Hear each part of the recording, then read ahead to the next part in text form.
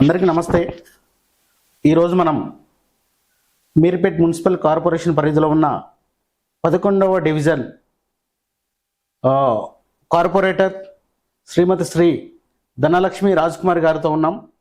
BRS పార్టీకి ఎల్లప్పుడూ ఒక సైనికులాగా పనిచేస్తూ బీఆర్ఎస్ పార్టీ గెలుపులో తన వంతు పాత్ర పోషిస్తూ అభివృద్ధి పనులకు సహకరిస్తూ ముందుకు వెళ్తున్నటువంటి శ్రీమతి శ్రీ ధనలక్ష్మి రాజ్ కుమార్ గారితో మనం ఉన్నాం. అక్క నమస్తే. నమస్తే. చెప్పండి, మీ యొక్క చిరకాల కోరిక రాజకీయాల్లో అరంగేటం చేయడం, రాజకీయాలకు అరంగేటం చేసి ఒక పదవి శాసించడంతో ఇప్పుడు బీఆర్ఎస్ పార్టీ ద్వారా మీకు కార్పొరేట్ టికెట్ వచ్చింది. ఆ టికెట్ ద్వారా మీరు అనుకున్నంటే విజయం కూడా సాధించారు. మీకు ఎలా అనిపిస్తుంది? నాకు మొదటగా కార్పొరేటర్ గెలిచినప్పుడు మీకు ఏ విధంగా ఏమనిపించింది? ముందుగా స్టార్ న్యూస్ వ్యూవర్స్కి నమస్కారాలు. మీరు అన్నట్టుగా నాకు రాజకీయ అనుభవం ఏం లేదు. ఫస్ట్ నేను గృహిణిగానే ఉండే. కాకపోతే మా వారు మా ఆయనకి ఒక చిరకాల కోరిక, ఒక 20 years నుంచి రాజకీయాల్లోకి రావాలని ఆయన అనేక ప్రయత్నాలు చేశారు. అయినా ఆయనకి అవకాశం రాకపోవడంతో ఆయన రాజకీయంలోకి రాలేదు. మాది వచ్చేసి ఫస్ట్ రిజర్వేషన్ క్యాస్ట్. ఈసారి కూడా మాకు రిజర్వేషన్ అంటే ఏం రాలేదు. కాకపోతే జనరల్ సీట్లోనే మేము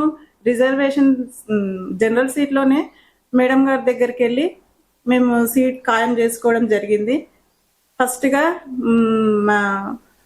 మహేశ్వరం నియోజకవర్గం మంత్రి అయినటువంటి అప్పట్లో సబితా ఇంద్రెడ్డి గారికి ధన్యవాదాలు చెప్పుకోవాలి ఈ విషయంలో.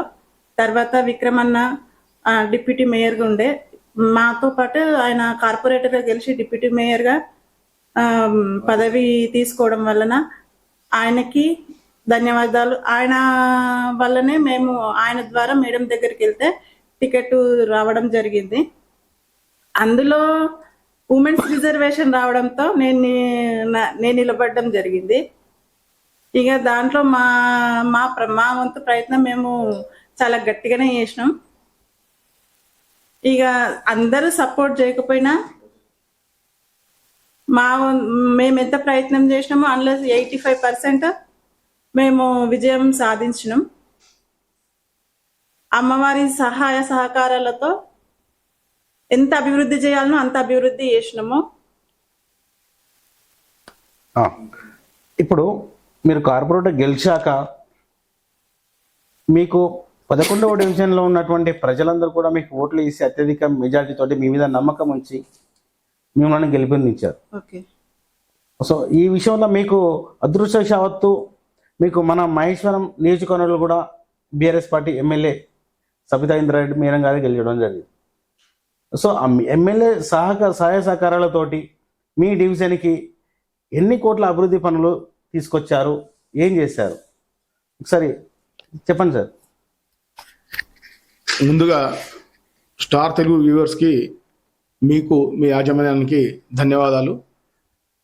ఈరోజు నిజంగా కూడా నేను నా జీవిత కాల కోరికను నెరవేర్చుకోవడానికి ముఖ్యంగా మా మాజీ మంత్రివర్యులు సబితా ఇంద్రారెడ్డి గారు, మా నియోజకవర్గ ఎమ్మెల్యే గారికి ధన్యవాదాలు తెలుపుకుంటున్నాను.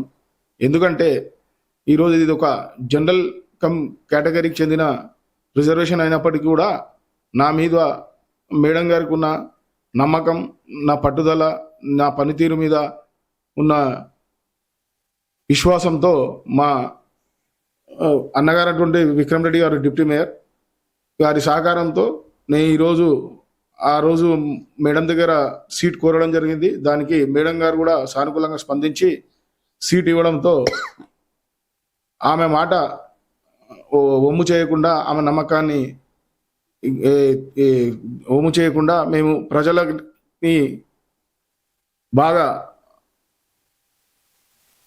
ప్రాధేయపడి ఇంటింటికి తిరిగి మేము గతంలో మేడంతో తిరుగుతున్నప్పుడు మేడం గారు చేసిన అభివృద్ధిని వివరించి మళ్ళీ మేడం గారు మాకు అవకాశం ఇచ్చారు, మీకు డైరెక్ట్ మేము సేవ చేసుకోవడానికి ఆస్కారం ఉంటుంది, కాబట్టి మీ యొక్క ఆశీర్వాదం కావాలన్నప్పుడు ప్రజలు కూడా మా మీద విశ్వాసంతో ఆశీర్వదించి గెలిపించడం జరిగింది.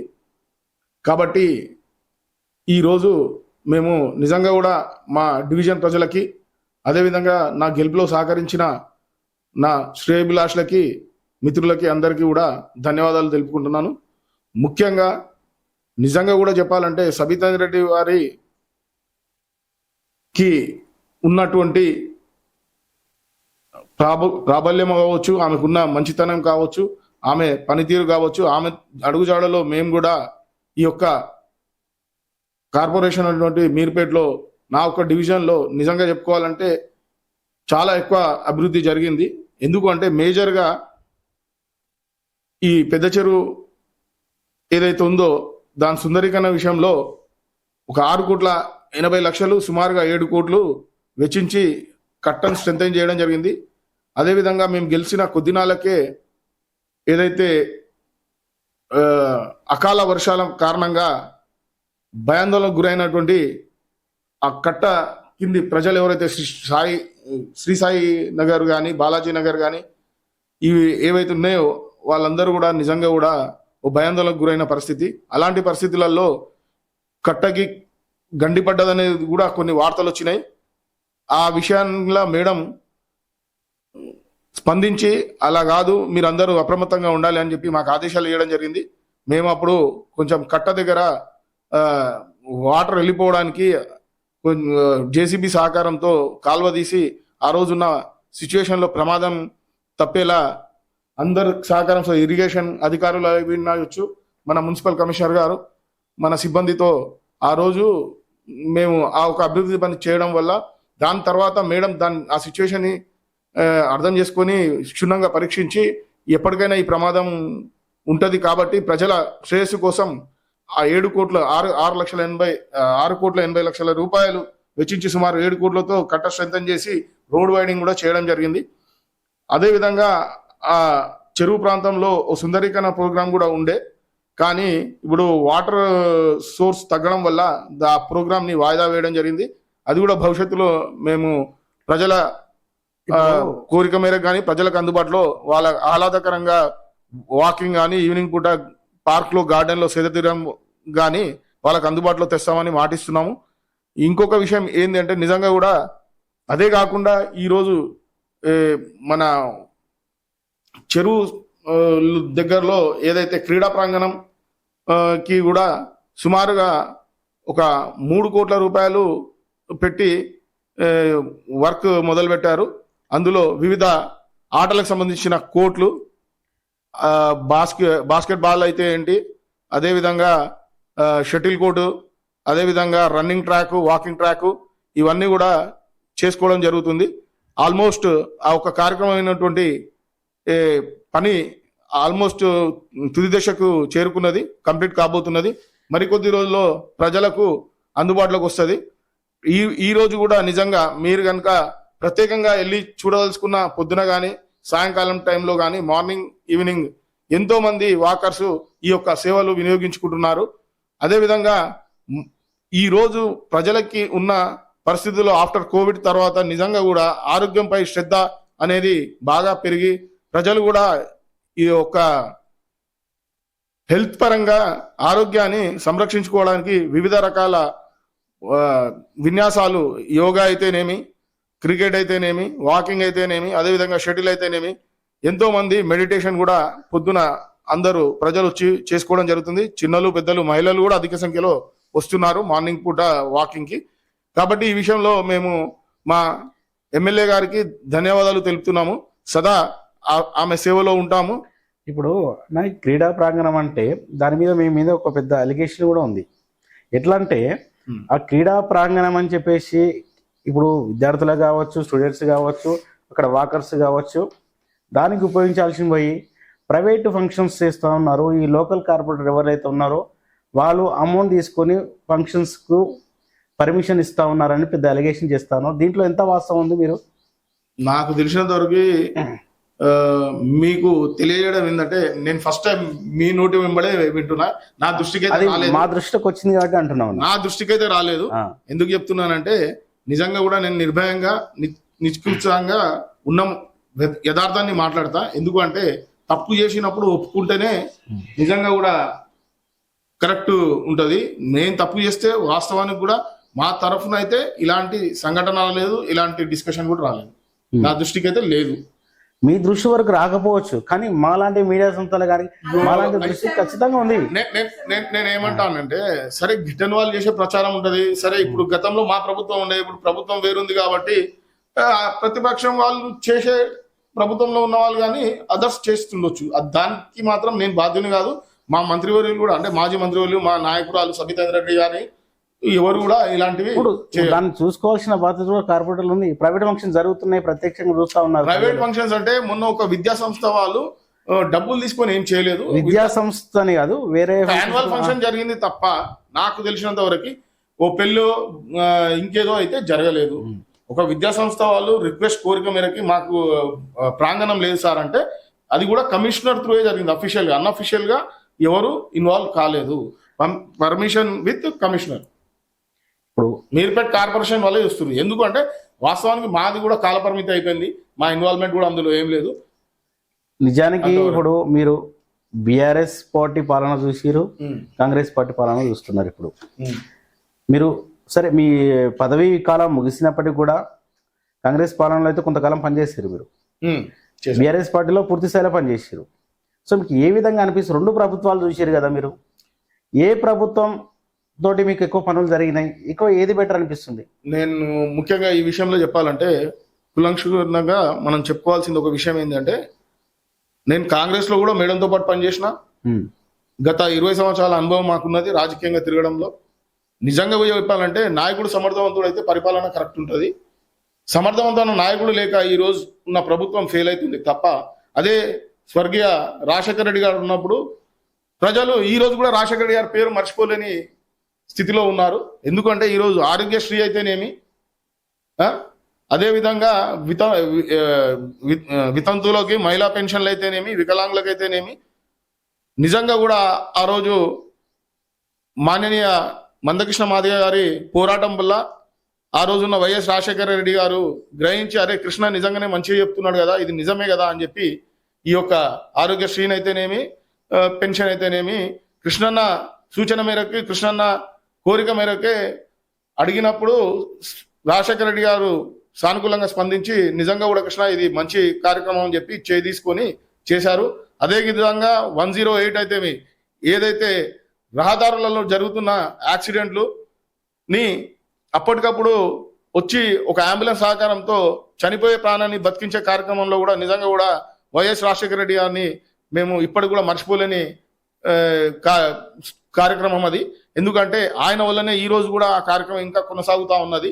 ఎంతో మంది పేద ప్రజలకు ఊపిరిపోస్తూ ఇప్పటికి కూడా వాళ్ళ జీవితంలో రాజశేఖర రెడ్డి గారు బతికే ఉన్నట్టుగా మేము భావిస్తున్నాం.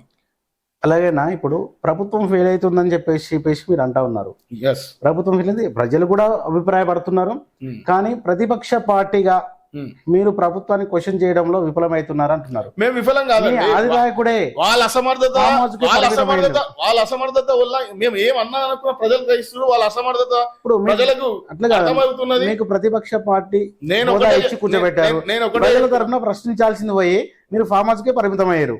అలా అని కాదు, మా నాయకుడికి కొంచెం ఆరోగ్యపరంగా కూడా సహకరించడం వల్ల ఏజ్ రీత్యా కూడా అలాంటి విషయం జరిగిండొచ్చు. కానీ నేనేమంటా అంటే, మేము నిలదీయడం కన్నా వాళ్ళంతల వాళ్ళే వాళ్ళ స్వరూపాన్ని బయటపెట్టుకొని ప్రజల దగ్గర దోషులు లేక నిలబడిన పరిస్థితి ఇప్పుడు ఉన్నది. ప్రజలు మిమ్మల్ని చూస్తుంటారు, వాళ్ళని చూస్తుంటారు, వాళ్ళంతలకు వాళ్ళే కాదన్నా. మీరు ప్రతిపక్ష హోదా ఇచ్చినప్పుడు ప్రజల తరపున కొట్లాడాలా ప్రభుత్వం మీద. మొన్న మా నాయకులు కేటీఆర్ గారు అన్ని విషయాలలో ఆయన నిలదీయడం జరిగింది అసెంబ్లీ సాక్షిగా. అది మీకు తెలుసు, మాకు తెలుసు. ఇంకొక విషయం నేను ఏం చెప్తా అంటే, ఒక క్రీడా గాని, ఒక బాధ్యత గాని, క్రీడాకారుడు మంచి ఆడితే ఆయన పనితనం, క్రీడా స్ఫూర్తి బయటపడుతుంది. ప్రతి ఒక్క చూసే స్పెక్టేటర్ ఎవరైతే ఉంటారో ఆడియన్స్ వాళ్ళు గ్రహిస్తారు. ఈ రాజాధికారంలో కూడా, ఈ రాజ పరిపాలనలో కూడా, మన రాజకీయంగా ఉన్న పరిపాలన నీకు ఒకసారి అవకాశం ఇచ్చినప్పుడు నువ్వు నీ కర్తవ్యాన్ని సద్వినియోగపరచుకొని సమర్థవంతంగా నిర్వహించినప్పుడు నీ సమర్థత ప్రజలకు అర్థమైపోతుంది. ప్రజలే రేపు రాబోయే రోజుల్లో గుణపాఠం చెప్తారు. ఎందుకు అంటే, ఇప్పుడు సర్పంచుల కాల పరిమితి అయిపోయి సుమారుగా సంవత్సరం దాటినప్పుడు నాకు తెలిసి సంవత్సరం దాటిపోయింది. అదేవిధంగా ఎంపీటీసీలది కూడా పరిపాలన అయిపోయింది. అటు సర్పంచ్ల ఎలక్షన్ లేవు, ఇటు ఎంపీటీసీల ఎలక్షన్ లేవు. ఇప్పుడు మాది తాజాగా చూసుకుంటే మాది కూడా 4 నెలలు అయిపోయింది. దీంట్లో కూడా ఏ విధమైన స్పందన లేదు. దీన్ని బట్టి ఈ రోజున్న పబ్లిక్ చాలా ఉత్సాహవంతులు, నాలెడ్జ్ గల వాళ్ళు నిజంగా కూడా ఈ రోజు ప్రభుత్వ పనితీరును అర్థం చేసుకుంటున్నారు. ఎంత అసమర్థతతోని ఈ యొక్క ప్రభుత్వం పనిచేస్తుందో, ఆలసత్వంతో. కాబట్టి రేపు రాబోయే రోజుల్లో మేం కాదు ప్రజలే బుద్ధి చెప్తారు అని. ఇంకోటి ఏంటంటే ప్రజలకు మెయిన్గా కాంగ్రెస్ పార్టీ ప్రభుత్వం అధికారంలోకి రాకముందు 6 గ్యారెంటీలు అని చెప్పేసి హామీ ఇచ్చారు. 100 రోజుల లోపు గెలిచినాక 100 రోజుల లోపు 6 గ్యారెంటీలు అమలు చేస్తామన్నారు. ఇప్పటి వరకు ఏ గ్యారెంటీ కూడా పకడ్బందీగా ప్రజల లోపలికి వెళ్ళిన దాఖలు లేవు. వాటి గురించి కూడా ప్రతిపక్ష నాయకులుగా మీరు పెద్దగా వాయిస్ రేజ్ చేస్తలేరు. మీరు దాని మీద మీ అభిప్రాయం ఏంది? 6 గ్యారెంటీల మీద అసలు నాకన్నా సీనియర్ నాయకులు ఉన్నారు. ఇంకోటి, ఇవన్నీ మీరు అడిగే ప్రశ్నలకి నువ్వు ఒక స్టూడియో రూమ్ లో కూర్చొని మాట్లాడుకుంటే పరిష్కారం దొరకదు. చట్టసభలలో కావాల్సింది అసెంబ్లీ సాక్షిగా అసెంబ్లీలో నిలదీయాలి. ప్రజలు ఏమంటున్నారు? మీ అభిప్రాయం ఏంది? మీ అభిప్రాయం దీని మీద అంటే నేను ఒకటే అభిప్రాయం ఏముంటది, ఇప్పుడు నేను గెలిచిన లంకెబిందలు అనుకున్న పనితీరు ముఖ్యమంత్రి గారిని నాకు 20 ఏళ్ల రాజకీయ జీవితంలో నేను ఎక్కడ కూడా చూడలేదు. నాకు తెలిసినంత వరకు మన భారతదేశం చరిత్రలో ఏ రాష్ట్రంలో కూడా ఈ పనితీరు ఉన్న ముఖ్యమంత్రిని అయితే నేను గ్రహించలేదు. ఇది మన తెలంగాణలో దౌర్భాగ్యం అనుకుంటా ప్రజలది. ఎందుకంటే గత 10 ఏళ్లలో చేసిన పాలనకి ఈ పాలనకి ఆకాశానికి భూదేవుకున్నంత తేడా ఉన్నది. కాబట్టి ప్రజలు గ్రహిస్తున్నారు. రేపు రాబోయే ఎలక్షన్లో ఏ ఎలక్షన్లు ఉన్నారో ప్రజలు బుద్ధి చెప్తారు. రానున్న రోజుల్లో మీ ఆది నాయకుడు ముందుకు వస్తున్నాడు, ప్రజల్లోకి వస్తున్నాడు. రేపు 27వ తారీఖు జరిగేటువంటి సభలో కూడా మీ ఆది నాయకుడు సందేశం ఏ విధంగా ఉండబోతుంది? మీరు దానికి ఇక్కడికి వెళ్ళి మీ మున్సిపాలిటీ పరిధిలో నుంచి జన సమీకృత ఏ విధంగా చేయబోతా ఉన్నారు? మేమైతే మా పార్టీ అభిమానం మీద మా మేడం గారి పిలుపు మేరకి ఖచ్చితంగా భారీ ఎత్తున తరలి వెళ్తాము. అక్కడ జరిగేది అనేది నేను ఊహించి చెప్పడం కాదు. అక్కడ పోయిన తర్వాత ఏముంటది అనేది ప్రజలే గ్రహిస్తారు. త్వరలో దాని రిజల్ట్ కూడా పబ్లికైజ్ అవుతుంది. అది అలా ఉంటే మీ 11వ డివిజన్ పరిధిలో ఉన్నటువంటి యువతకు కానీ ఇక్కడ ప్రజలకు కానీ మెయిన్గా మీరు ఏ విధమైనటువంటి సహాయ సహకారాలు అందించారు? ఇక్కడ యువతకు ఏ విధమైన భరోసా ఇచ్చారు మీరు? యువత నా అదృష్టం ఏంటంటే నా డివిజన్ లోనే ఇప్పుడు క్రీడా ప్రాంగణం తయారైతుంది. యువతకి నిజంగా కూడా అదొక వరం లాంటిది.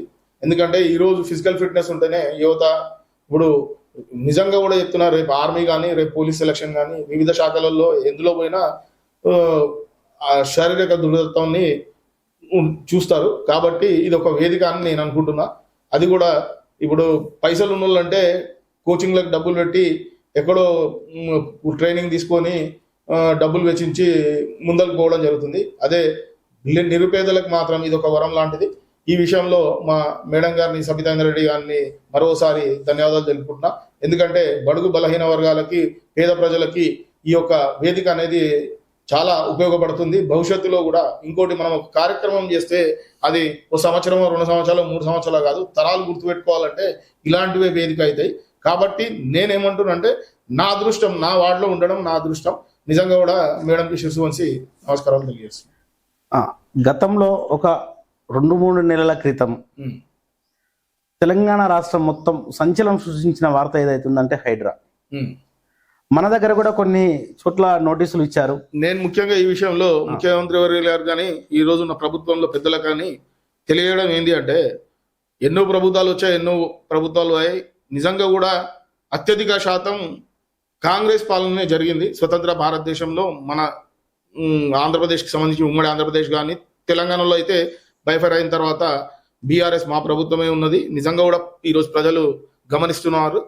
10 ఏళ్ల పాలనలో ఎలా ఉండే, ఇప్పుడు వచ్చిన సంవత్సరం పాలనలోనే ఏ రకంగా ఉన్నది అనేది వ్యతిరేకత మీకు అర్థమవుతున్నది. ఈ పెద్దలు కానీ, మేధావులు కానీ కూడా ఈ విషయంలో చాలా బాధపడుతూ ఉన్నారు. కొంతమంది నిజంగా కూడా పార్టీలోని వ్యక్తులు కూడా, ఈరోజు ప్రభుత్వంలో ఉన్న వ్యక్తులు కూడా కొంతమంది చెప్పుకోలేని పరిస్థితిలో ఉన్నారు. ఏంది ఇది పరిస్థితి, ఇట్లా చేస్తున్నాడు అనేది ఉన్నది. కానీ కాంగ్రెస్ లో ఇక అదొకటి ఆనవాయితీగా వస్తుంది. ఎవరు కూడా బయటపడరు. నిజానికి చెప్తున్నా, వాస్తవానికి ప్రభుత్వ పనితీరు మాత్రం బేషక్గా 100% ఫెయిల్యూర్లో ఉన్నారు.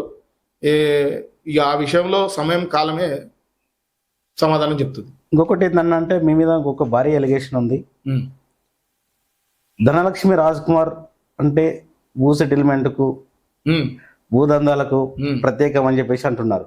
దాంట్లో ఎంత వాస్తవం ఉందనేది మీరు చెప్పాలి, ప్రజలకు తెలియాలి. నేనేమంటా ఎక్కడైనా భూ సెటిల్మెంట్లు కానీ భూదందాలు కానీ చేసి ఉంటే నిజంగా కూడా ఒప్పుకుంటా. ప్రూఫ్ కాదు, బట్టబయలు చేయమనండి. ఈ రోజు అలిగేషన్ చేస్తా ఉన్నారు జనం, అట్లా అందుకే నేను అడగడం జరుగుతుంది. నేను ఏమంటున్నా, మీ మీడియా ద్వారా ప్రజలందరినీ కోరేది ఏంటి అంటే, నా మీద ఎలిగేషన్ చేసే వాళ్ళని రేపు మీ ద్వారానే డిబేట్ లో కూర్చోబెట్టండి, ప్రూఫ్ చూపించమనండి. వాళ్ళు ఏ శిక్ష చేసినా దానికి నేను మొక్కుబడి ఉంటా. ఓకేనా? మళ్ళీ ఇప్పుడు ఎలక్షన్ వస్తే కంటెస్ట్ చేయబోతా ఉన్నారా? మా అధినాయకత్వం, మా మేడం గారు అవకాశం ఇస్తే 100% నేను బరిలో ఉంటా. మీ డివిజన్ ప్రజలు మిమ్మల్ని నమ్మి మళ్ళీ ఓటేస్తారా అనుకుంటున్నారా? ఆ విధమైనటువంటి నేను ఏమంటున్నా అంటే సోదరా, నా డివిజన్ ప్రజలు గతంలో నాకు ఇచ్చిన మెజారిటీ కన్నా ఈసారి రెట్టింపు ఇవ్వబోతున్నారు అనేది నాకు ప్రగాఢమైన విశ్వాసం. ఎందుకంటే నేను ఎవరిని కూడా ఎక్కడ డిస్టర్బ్ చేయలేదు. ఈ ఇతర నాయకుల సంగతి నాకు తెలియదు, కానీ నా వరకు మాత్రం నేను ఒక ప్యాషన్తో వచ్చిన ఇళ్ళకి. ఇది నా వృత్తి కాదు, నా వృత్తి, నా బిజినెస్ అలాగుంది. అందులోనే ఈరోజు నా భార్య బిడ్డల్ని, నా ఫ్యామిలీని నేను పోషిస్తున్నా అంటే రాజకీయంలో కాదు. రాజకీయంలో నేను 10 రూపాయలు ఖర్చు పెడుతున్నా తప్ప 10 రూపాయలు రాజకీయంలో తినడం నాకు తెలియదు. ఎందుకంటే నేను 20 ఏళ్ళ నుంచి రాజకీయం చేస్తున్నా. ఆ రోజు ఎట్లా బతికినో ఈ రోజు కూడా బతికినా. ఆ రోజు హోదా లేదు నాకు.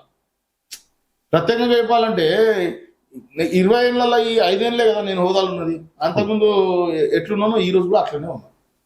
కాబట్టి నాకు ఇది ఒక ట్యాగ్ లైన్ కోసం, ఒక హోదా కోసం, నా డ్రీమ్ ఫుల్ఫిల్ చేసుకోవడానికి, ప్రజలకు సేవ చేయడానికి వచ్చిన తప్ప ఇంకోటి అదేమంటారు కదా పెద్ద మనుషులు, గుర్తింపు లేని సేవ వ్యర్థం.